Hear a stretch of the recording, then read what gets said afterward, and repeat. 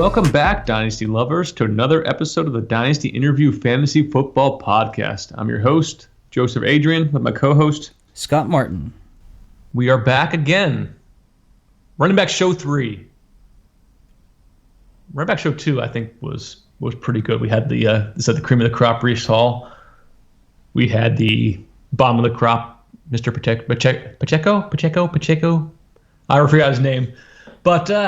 But this class, or this group we have here, some good guys as well then too. So we have Abraham Smith out of Baylor, Isaiah Spiller out of Texas A&M, Pierre Strong Jr. out of South Dakota State, Kenneth Walker III out of Michigan State. There's a lot of guys with junior or the third or in these classes. I don't know why. And then we have Rachaad, or I'd like to call Rachaad White out of Arizona State, Zamir Zeus White out of Georgia, Kyren Williams out of Notre Dame to finish off the class for the running back 3 show. So we will start with Abram Smith out of Baylor. 6'0", 213 pounds. I didn't have any combine numbers, but do you have any pro day numbers for this gentleman? Yeah, so he had a 4.54 40, 69th percentile, 36-inch vertical jump, 75th percentile, 116-inch broad jump, 31st percentile, 7.253 cone, 13th percentile, and 13 reps on the bench, 9th percentile. Yeah, and so Abram Smith is a special player in that he was, I think he was a linebacker. A linebacker first, then became a running back. But no, and hold a on. linebacker again. He was a running back, then he went to linebacker, then he came back to running back. Okay, so he didn't do it 4 times. There's only 3 times changes. But yeah, and it really had no production from the running back standpoint until 2021, and then absolutely went nuts. 1,600 yards, 6.2 yards per carry, 12 touchdowns, had 13 catches, but only for 75 yards then. I was surprised what I saw in film. I thought a guy that's put up 1,600 yards would score a lot better for me. But I really hammered him as far as scoring. Do you want to start with him? What was your number? I gave him a 58. Oh, well, I didn't hate him that much. He had a 64, but I don't think very highly of him. He's a short yardage goal line running back. That's about it. His vision, very average. He is a north-south runner. That's it. He will not run outside the tackles. He just won't do it. He doesn't see his blocks very well, and his patience is maybe a little above average, but he's indecisive and not a sure runner, that's for sure. He's as physical as they come, though. He'll run through a wall.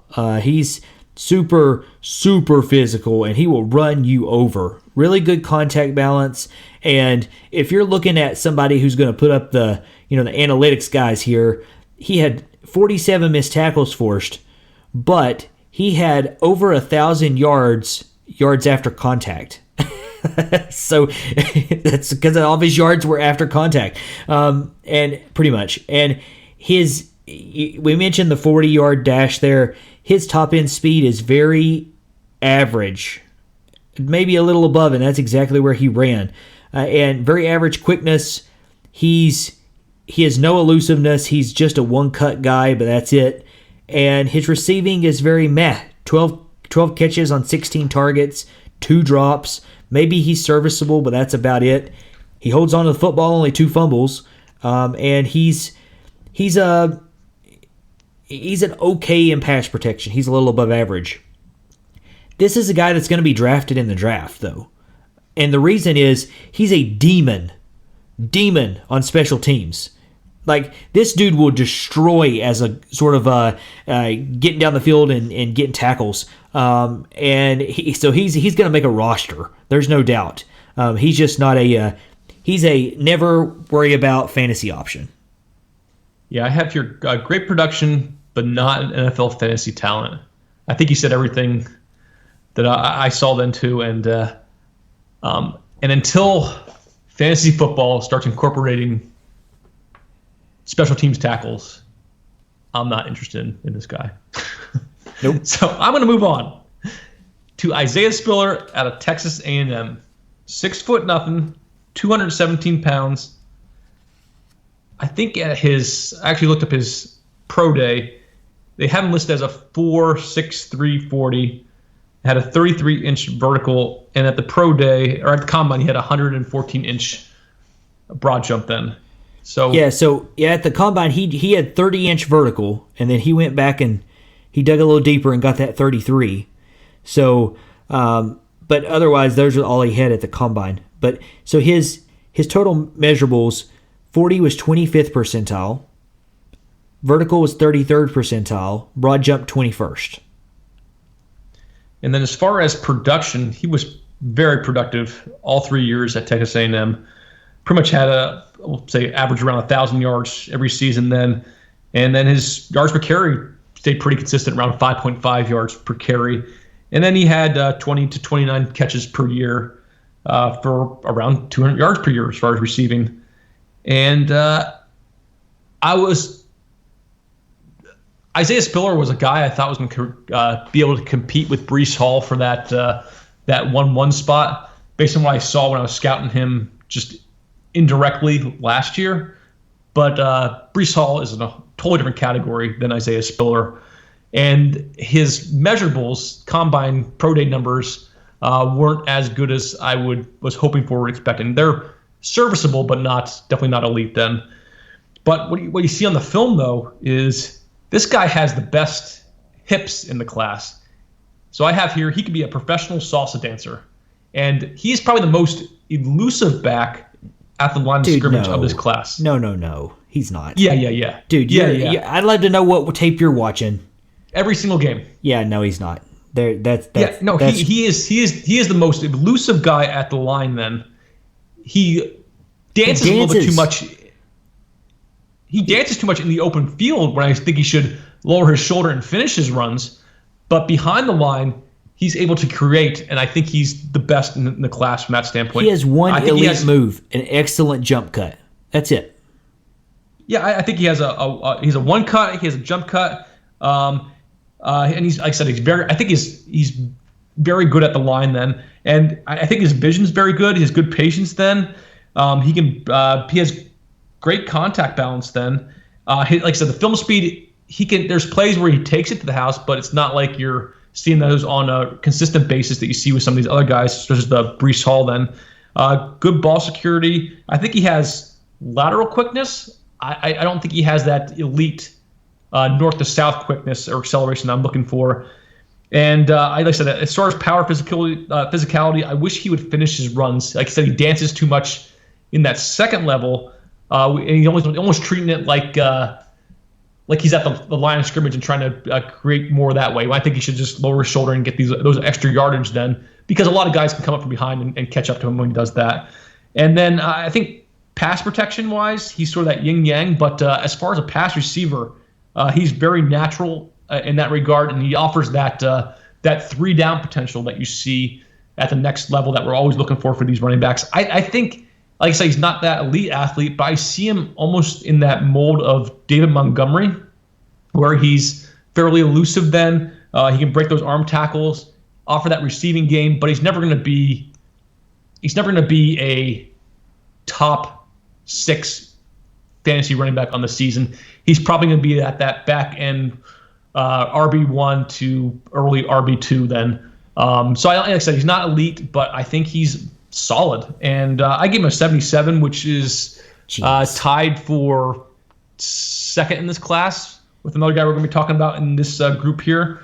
But I like the Isaiah Spiller, but I thought I was going to love him. And it's more of that. I like him a lot, but I don't love him. And that's where it comes out to.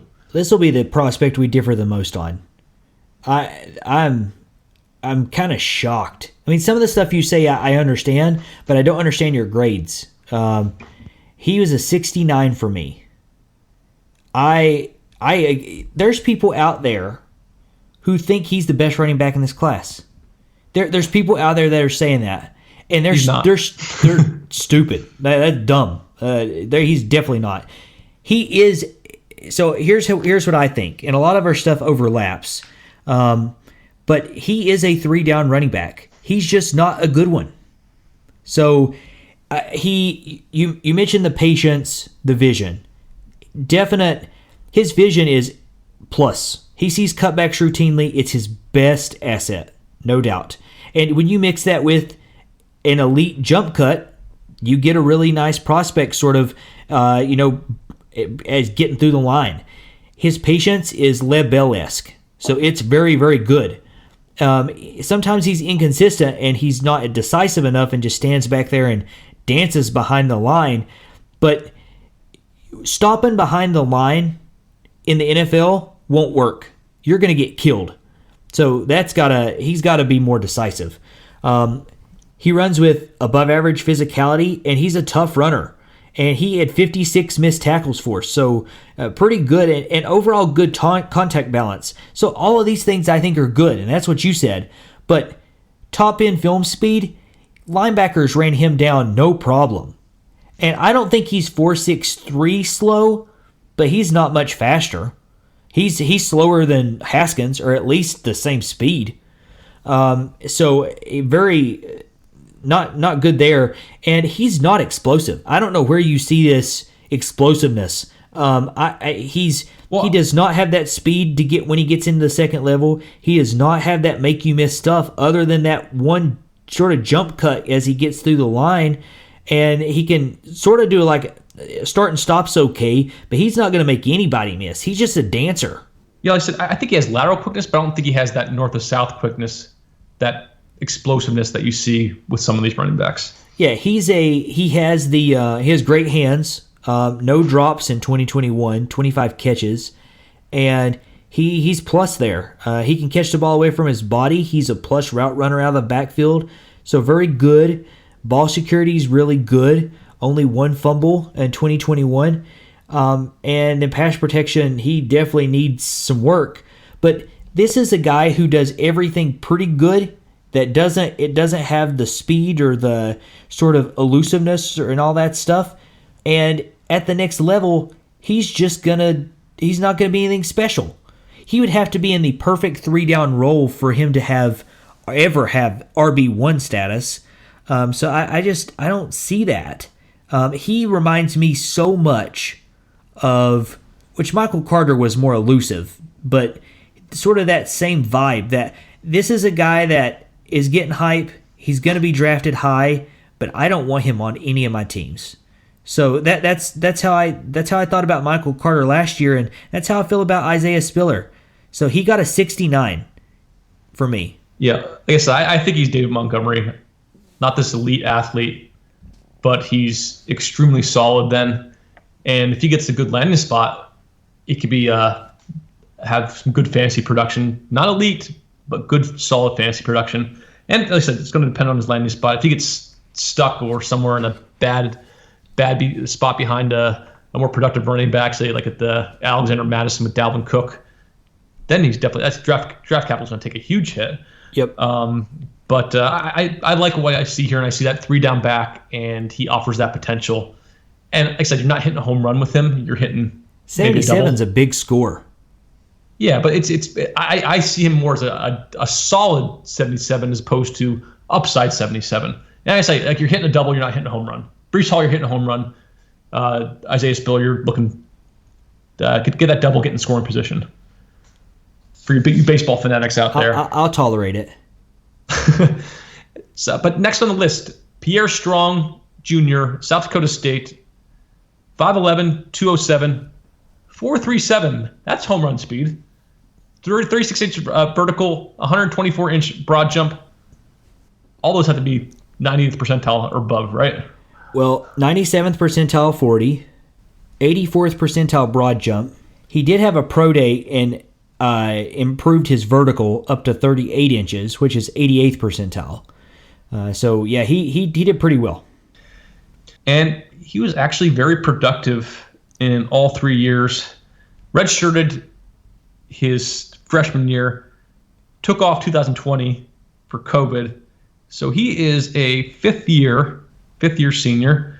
In this past year, he had 707 yards rushing, 5.4 yards per carry. Only had 3 touchdowns on the ground, but had 20 receptions for 178 yards and a touchdown.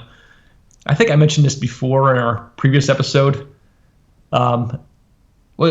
D. Henderson, since I can't say that guy's name very well, but that's who he reminds me of. He had 10 touchdowns of greater than 50 yards, which is pretty impressive. But I think he's more that home run threat as opposed to an actual running back. And like I said, I think he's more athletic and more of an athlete than a running back. And his best assets are that speed, quickness, and doesn't really offer great vision, okay patience then. He's actually, as far as balance and running, he actually runs low, but really doesn't break too many tackles. And that's at the sort of lower collegiate level as opposed to being in a Power 5 school. And ball security was a major issue last year. And I think the games that we had of him, I think he fumbled twice in one game, had another fumble in the other game, and had a total of 4 fumbles on the season. So I'm not high on this guy. I think what was your score? I got him a 64. Okay, he got a 66 for me. He's got upside. He's not a bad prospect. He's a guy, late round flyer guy for sure. I saw the same sort of similar things.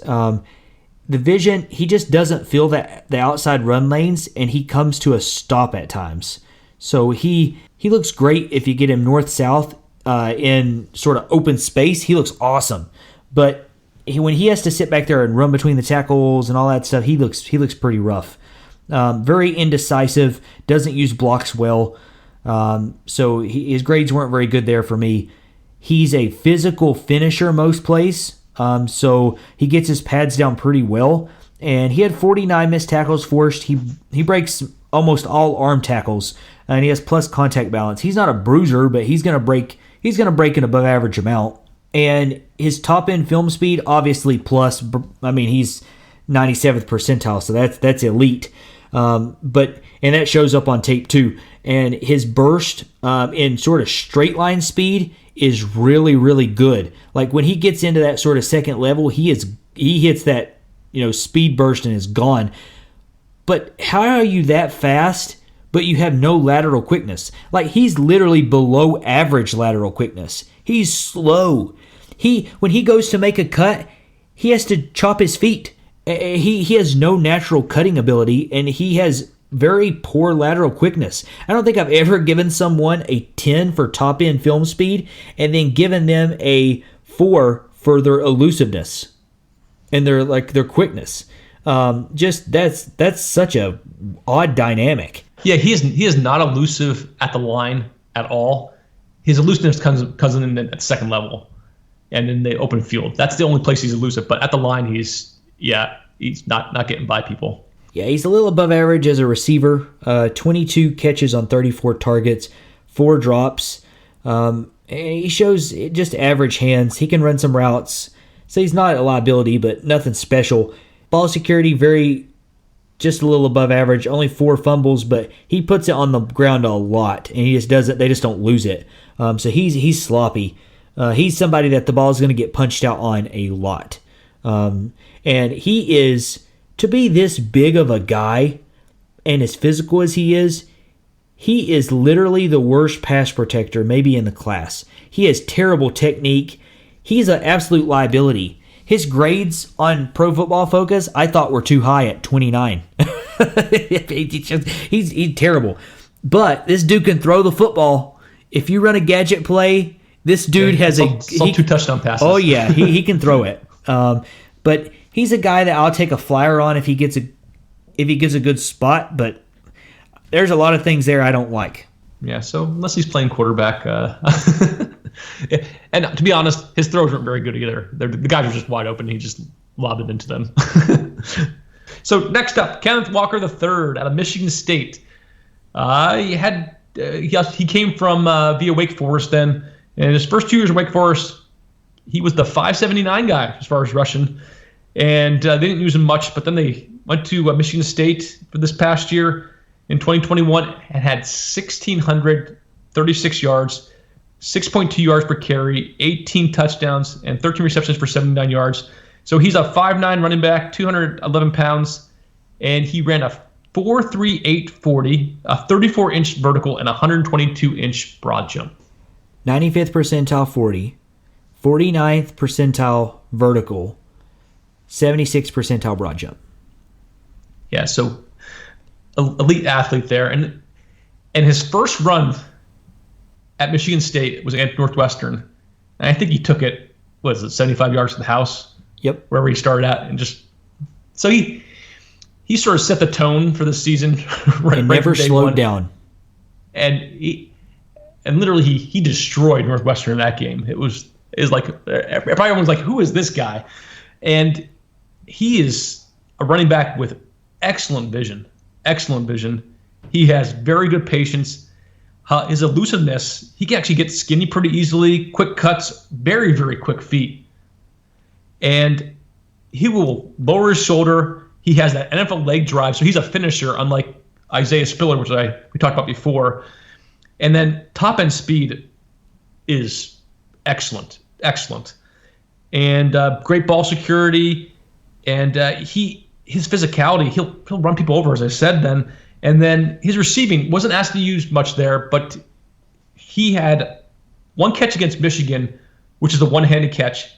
I actually saw very similar things. I remember thinking back on another prospect who had limited production in the passing game. That was Jonathan Taylor at Wisconsin. And I remember him having a one-handed catch. I think it was against Nebraska or maybe Michigan as well. But it showed that he can do it. And then he showed that he can do it at the combine when you're sort of watching from that standpoint as well. But I wish he had more usage from that standpoint. I thought his biggest weakness was his pass protection. Yeah, it's definite weakness. He seemed very poor on film from that standpoint. So I had him at a 77, same score as Isaiah Spiller. I think Spiller got the bump as far as his receiving ability, but I think Kenneth Walker is the better overall rusher.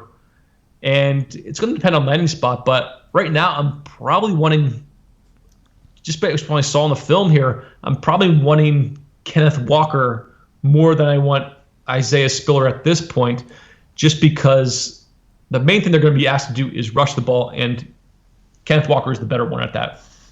Now, there's some elite wide receivers in this class.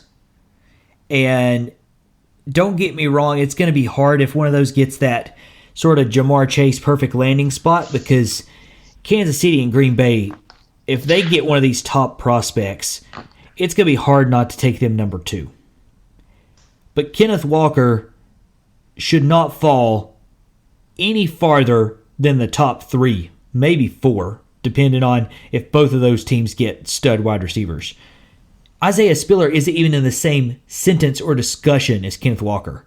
So get him out of here. Kenneth Walker is phenomenal. He got an 84. He was only 4 points behind Breece Hall. So I loved Kenneth Walker. Literally, the only thing you can knock this guy on are the two things you said: pass protection and hands. We don't know. So I had to knock him because we don't know. But this dude is as good as they come. I mean, he has a 5-star effort every play. Any scheme, any role, he'll excel. It doesn't matter what team you put him on, he's going to be a star. Excellent vision. The thing that is special, and just phenomenal, is his speed variation. He creates, when you mix being able to throttle it down, start quick, with legit 95th percentile home run speed, you got a killer dynamic player. And that's what you see on film.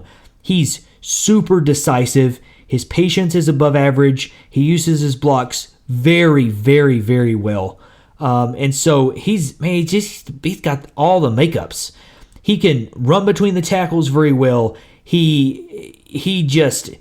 I think that sometimes they used him too much and he got worn down. Because maybe he can add a little bit more good weight because he's only 211. But this guy, he had 89 missed tackles forced and almost 1,200 yards after contact. That's insane. He literally, if you watch the film, there are times that he gets his pad so low that it doesn't look possible. He hits a couple feet off the ground hitting people. His contact balance is elite. So, but if you want somebody who can make you miss in the phone booth and just explosion just right off the handoff, this is your guy, because he is one cut run, no dancing in the backfield. He will win to the edge every single play, and he can make you miss anywhere. Plus, he can hit that triangle button and jump over top of you. So, golly, this guy is phenomenal. I hope he goes to a good landing spot. He's a guy that if he went to a perfect landing spot and Breece Hall went to a bad one, I understand if you need a running back that's going to produce now if you took Kenneth Walker. I would not do that personally because I think Breece Hall is the next Adrian Peterson. I honest to God think he's Adrian Peterson. But Kenneth Walker is Kenneth Walker. I mean, is he LaDainian Tomlinson? I mean, he's awesome, dude. I love Kenneth Walker. I think the better comp would be Dameon Tomlinson to Breece Hall since they can catch, and Pearson to Kenneth Walker. Whatever. I think both of these guys are elite. I love them both. Yeah, I wouldn't. I'm not drafting Kenneth Walker ahead of Breece Hall. I have him 8 points difference, and I won't either. But I understand. And I said I agree with you. I think the scores are the same as far as Spiller and Walker. I think I'm definitely wanting Walker ahead of Spiller. At this time, like I said, pre-draft. But I wonder about that pass catching role then. And like I said, landing spot's going to be very important for these two individuals then. But yeah, Kenneth Walker, great talent then. Easily can see him going at 1-2 in your drafts, depending on the wide receiver positions then. But yeah, super electric, great speed, sets the edge very easily, dynamic, everything you want in running back. Next on the list, Rachaad White, Arizona State. I will not call him Rachaad. Why are you calling him Rachaad? Rachaad. It's Rachaad. No, it's Rachaad. It really is Rachaad. No, you can say Rachaad. Rachaad. Well, yeah, but Rachaad White, Arizona State, 6 foot, 214 pounds, 4.48 40, 38-inch vertical, and 125-inch broad jump. So excellent numbers there. 77th percentile 40, 88th percentile vertical, 89th percentile broad jump. He put up 20 on the bench at his pro day for 59th percentile. And I was excited to watch this guy's tape. Mm-hmm. Yeah, his production pretty good then. So in 2020, 420 yards, 10 yards per carry, 5 touchdowns. Then had 8 receptions, 151 yards, 1 touchdown. And then 2021, 1,000 yards, 6.5 yards per carry, 15 touchdowns, 43 receptions for 456 yards and a touchdown. So you want to start Scotty, or should I? No, I don't have anything good to say, so you better start. Yeah, so I think this guy was above average at almost everything. So he got a decent score for me. He got a 70. What? So I thought what? He got 70. I have to start. He got a 70? Yeah. Wow. Yeah. Then let me talk, because you're going to have to fix this. What the heck? I thought he was above average to good at most things. Wow. He there's people out there that think like you, I guess. He was my lowest graded running back. He was a 59. What? He's trash. He's not trash. There is no role in the NFL for this running style. So I'll start then. I'll start. Gee. So I thought the vision was okay. Patience was okay. He lacks finish as far as his physicality and power. He's more of a glider in his runs in open field. Then he has good contact balance, which allows for the broken tackle, but not going to break sort of guys that have 2 hands on him. His top end speed is there, but I don't think it's as fast as that 4.48 40 on film then. And he has a pretty good acceleration, but definitely not elite then. As far as his elusiveness, I think he has a good jump cut in the open field. And he has a good stop and go, but he's not elusive at the line or behind the line then. So that's where he gets in trouble then. And then as far as his receiving, he's a natural receiver. He's very productive after the catch then. And good ball security. I have here as 1 fumble in 2021. And then pass pro, there was not much there. They usually had him either chip a guy and get out into the route then. But it's limited in that standpoint, so I don't have a complete grade for that going forward. But I didn't see anything glaringly wrong in that standpoint. Like I said, I don't love it. I don't really like this guy. I don't hate him. I think he was solid in most categories, so he got a decent score, and I think he's draftable. But he's older. He's 23.2 years old at this stage of the game right now, and it's going to depend on his landing spot going forward. So the positives that I got out of this was he can catch the football. He has natural plus hands. He's got he's got the skills to be a plus receiver. He needs his route tree sharpened, but he's a good out of the backfield. So he got an 8 score there for me, and his ball security is really good. 1 fumble 2021 and only 2 in 2020. So he had an 8 for ball security. But then everything else was literally either average or a 6. He does nothing else good. So his vision is very average. He literally only gets what's there.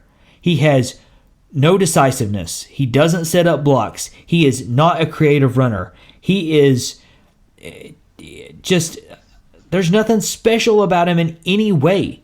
His physicality is not there. He doesn't look powerful, but he does move the pile some. So I gave him a little bit better than average, but only 44 missed tackles forced. And so I just don't like what I'm seeing there. He ran a 4.48. So, but I didn't see that speed at all on film. I thought he's probably one of those long striders that has good build-up speed, but he just has one speed. There's literally no lateral quickness. It's average at best, and hips don't lie, and his is tight. He has super tight hips. He's got happy feet, and he literally, you will find many plays where he has to stop, dead stop, before he makes a cut. Not shifty, not sudden. All of this just does not make up an NFL running back. I don't have any interest in drafting him. And this was a guy, when I turned the film on, I expected, after cutting up the film, that this was a guy I was going to love. I get out of here. I'm done with him. Yeah, I'll take a chance on him. I'm not drafting him, obviously, in the end of the first, second round, but I'll take a chance on him in the third. Dibs on him, then. You can have dibs on him. Yeah, but I think there's potential there. Like I said, the age, he's already on his he'll last be 23. contract. Yeah, he's on the last contract of his career. Yeah, he'll be 23. Yeah, so it's not. He has to have the right situation right away. But I see a path. Next up, Zamir White, a.k.a. Zeus, out of Georgia. 6 foot, 214, 4.40, 33.5-inch vertical, and 128-inch broad jump. So excellent. 92nd percentile 40, 41st percentile vertical, 94th percentile broad jump. And because he was at Georgia, well, first off, he had an ACL tear in his right knee in 2017 in high school, ACL tear in 2018 at Georgia. In the opposite knee. Yep. In the opposite knee, the left knee. And then he had sort of fairly limited production, just because I think Georgia just in general likes to use multiple backs then and sort of protect their guys, limit the usage then. But in 2021, had 856 yards, 5.4 yards per carry, 9 receptions, and 75 yards in the receiving game then. So this is the guy I called dibs on earlier with Scotty. I know in the episode 2, he loved Hassan Haskins. I called Zibs, a lot of Z's here, Zamir, Zeus, Zibs. But I called dibs on Zamir White then. I gave him a 76 as far as his grade then. So I will start off. I saw a lot of potential in this guy. I think by far his best years are ahead of him, sort of like Dameon Pierce out of Florida then. I think he sees the field very well, especially in between the tackles. They didn't ask him to do a lot especially in 2021, outside the tackles. They usually used James Cook in that fashion then. But I think he has very good patience. His physicality is top-notch in this class then. Strong runner. He carries guys. He's very good at breaking tackles. He sheds tackles. He has great contact balance then, will flatten people. I think you didn't see much as far as the top-end speed, or you didn't see that potential because he was running inside all the time and didn't have a lot of those breakaway runs. But when you look at his 2020 film, you can see that 4.4 speed then. So I gave him an 8 in that regard then. As far as his quickness, I think he gets up to top speed very quickly, and that's what I'm looking for in these NFL-type running backs then. He has an elusive jump cuts. I think that's his best move.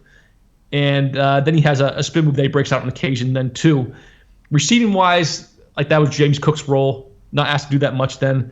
But I made sure to pay attention to him at the combine, and he looked natural in the receiving drills. So I gave him I didn't kill him on that. I gave him a 6 in that regard. 1 fumble, and then pass pro, very limited as far as the usage at Georgia. So I didn't see much in that regard. I think PFF gave him a bad grade from what you're telling me. Yeah, it's because his technique looks bad. When he did pass protect, he didn't look good. Yeah, I think he has a size to be efficient at that, so maybe it just needs some refining.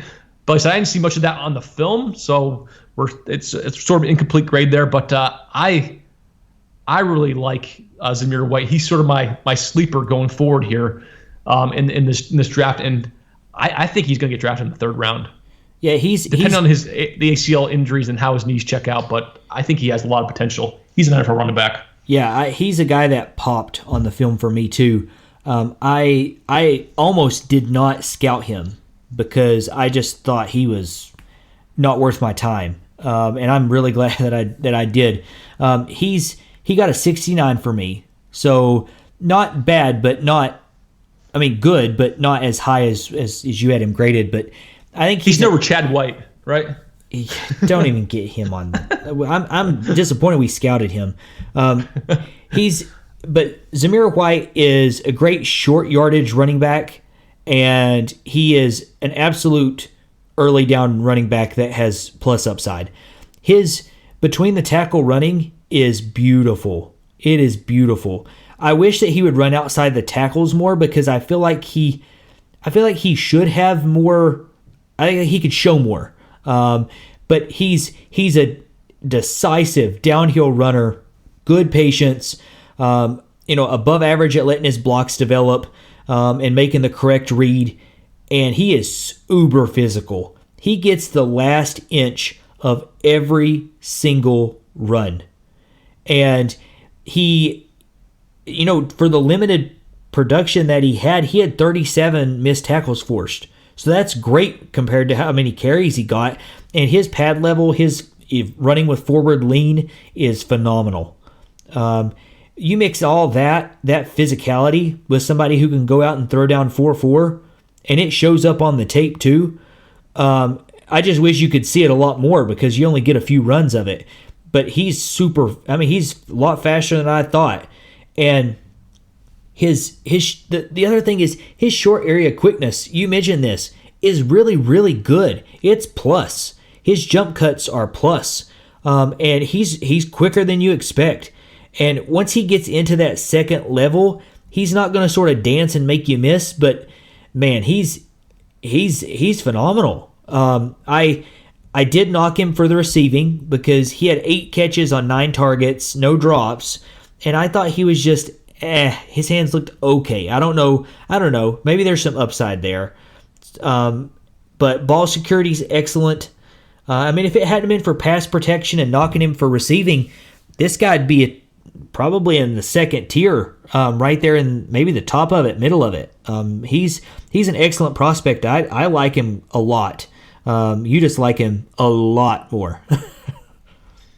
Yeah, is he going to be like a guy sort of like Nick Chubb, where didn't have a lot of production, had the ACL injuries, came out of Georgia, and has a lot more production in the NFL just because of the usage? I think if that's he gets the landing spot where he gets that 3-down roll, yeah, he could be that guy.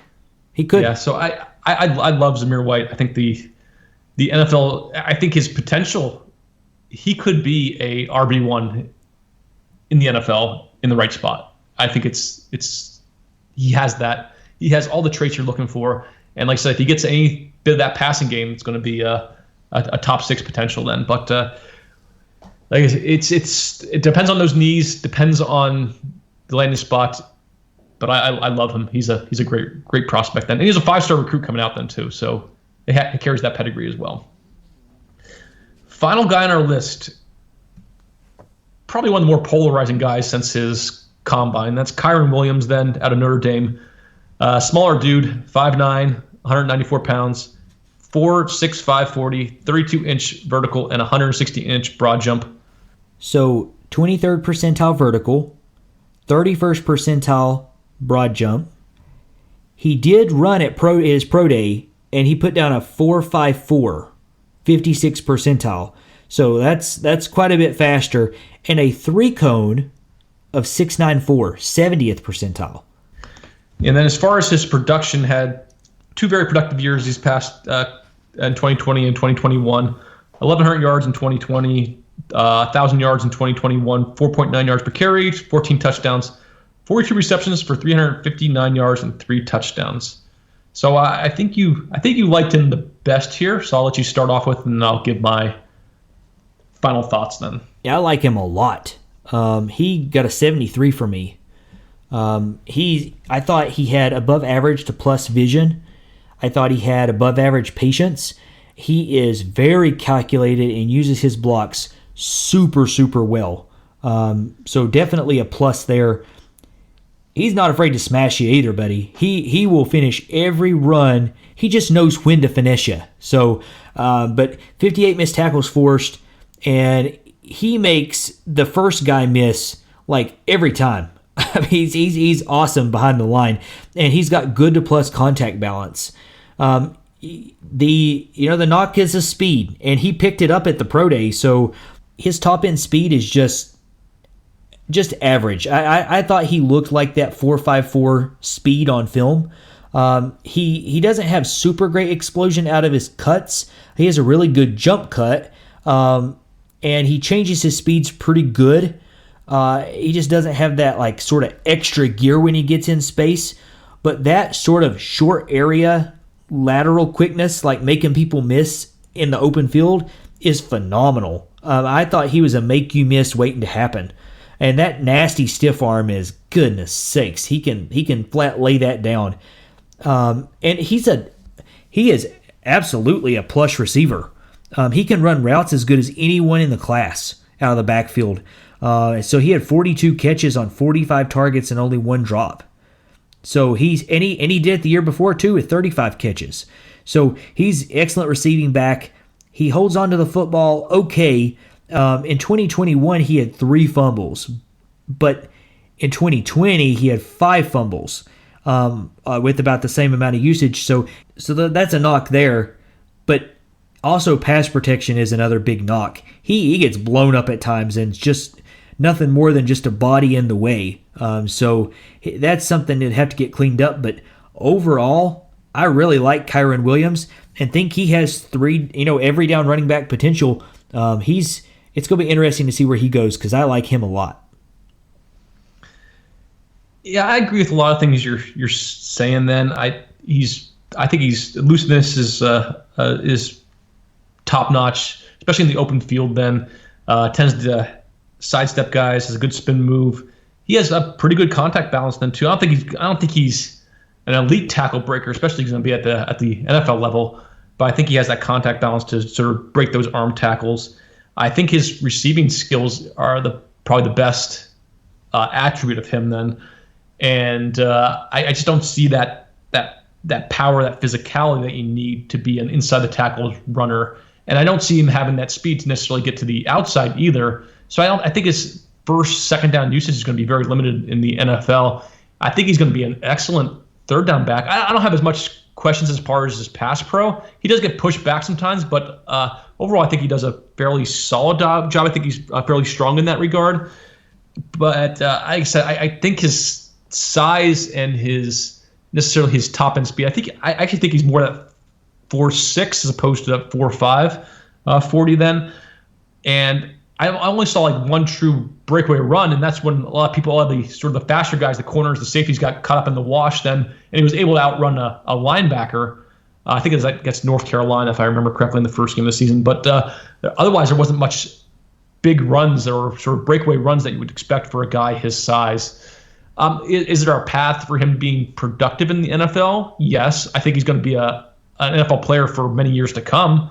I just don't think he's going to be a high-end fantasy player. Could he sneak into that RB2 from a PPR standpoint in PPR leagues? Yeah, but I'm not actively going out there and trying to acquire a lot of Kyren Williams shares. And I know in a few of my leagues, there's a few Notre Dame homers that are going to be picking him up way earlier than I will feel comfortable taking him. When would you take Kyren Williams then? Depending on, say it's an average or okay landing spot. If it's an okay landing spot, he's an early second-round pick, no problem.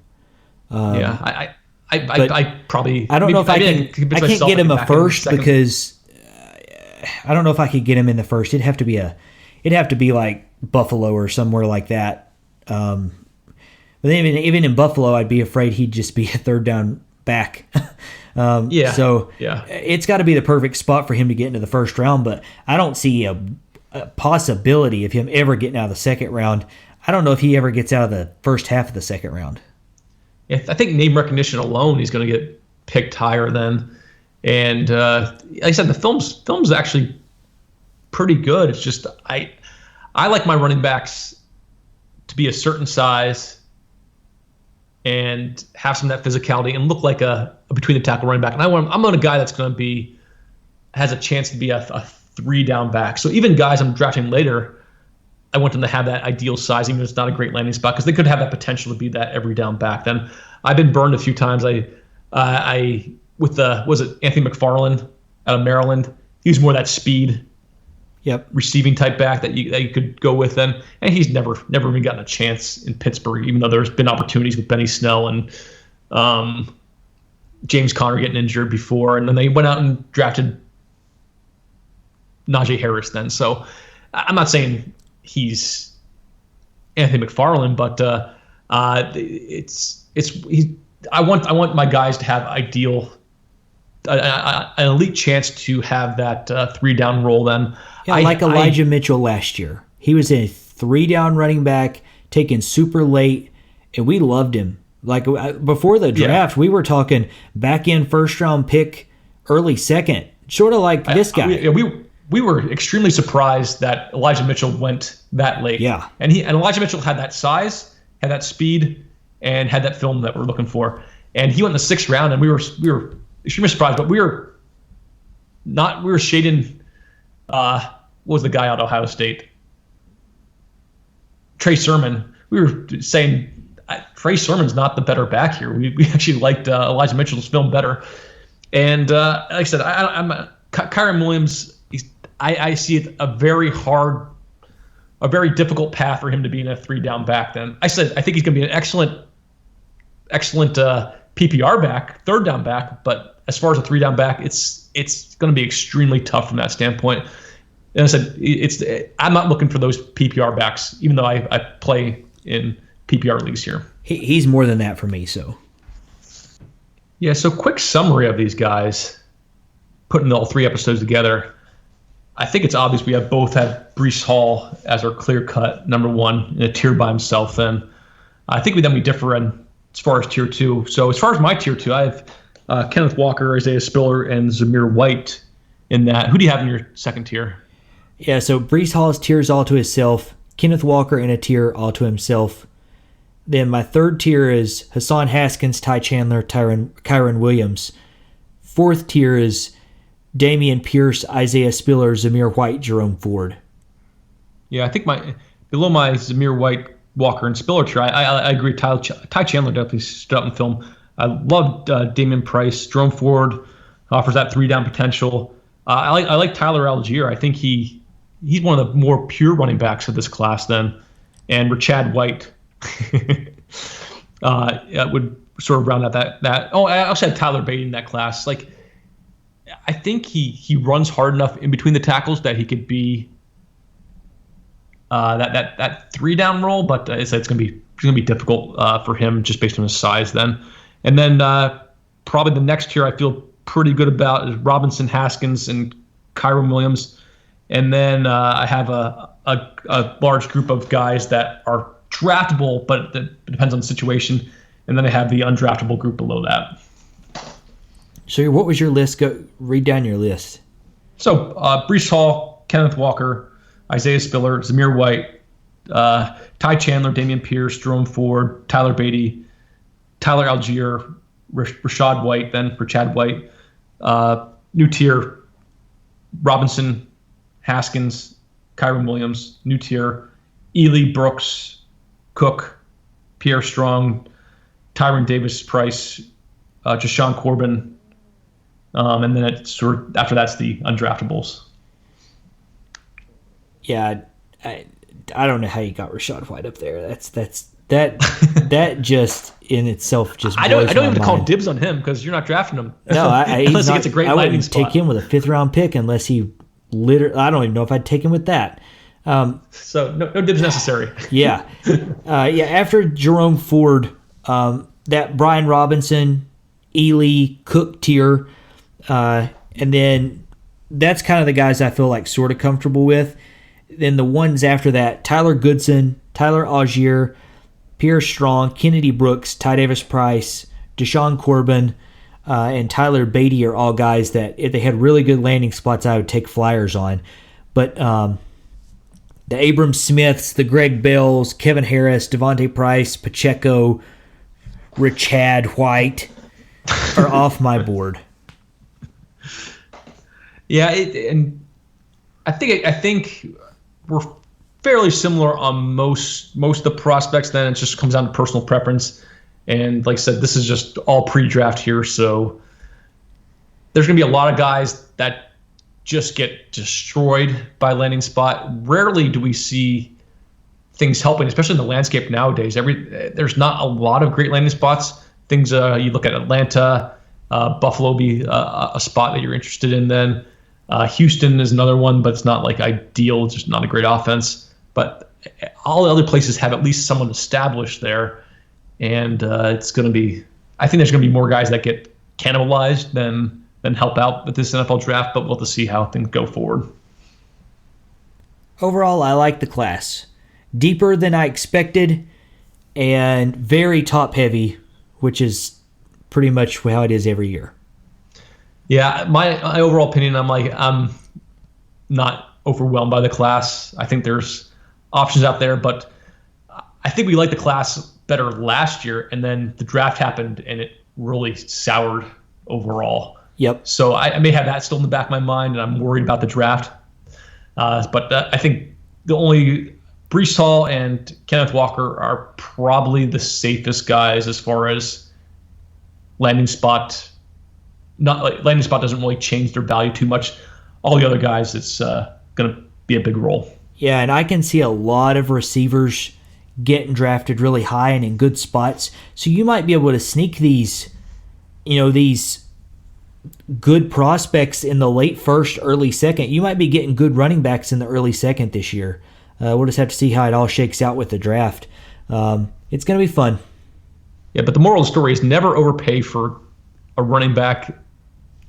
If their tape is bad, great landing spot, but they're don't do it. So, don't take Trey. So Scotty's not drafting Rachaad even if he gets the Atlanta Falcons role. Nope.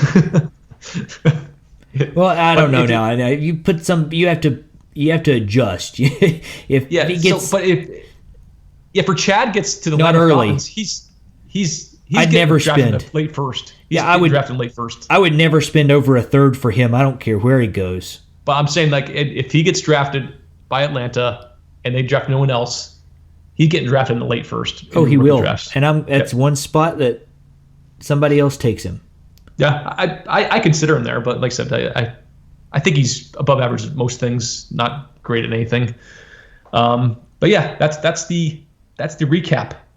So NFL draft, very, very important. Yes.